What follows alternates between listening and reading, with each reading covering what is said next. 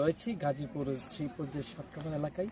আসলে এখান থেকে আমি সকাল থেকে এখানে এসে দেখেছি যে মানুষের যে ঢল রয়েছে, যে থুকায় থুকায় কিন্তু দেখা যাচ্ছে যে যে মালটা বাগান, এই বাগানে কিন্তু এই শ্রীপুরে বিভিন্ন অঞ্চল থেকে কিন্তু এই মালটা নেওয়ার জন্য এবং দেখার জন্যই কিন্তু মানুষ এসেছে।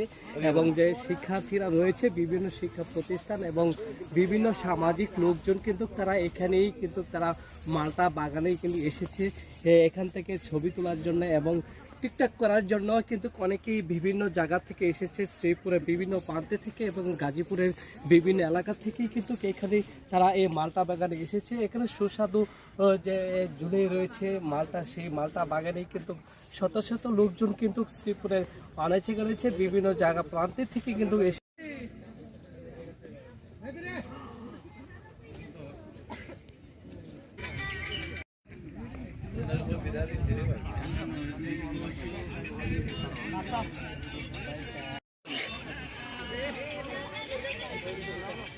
মানে যখন মানা করে না তখন একটা অন্য একটা আসে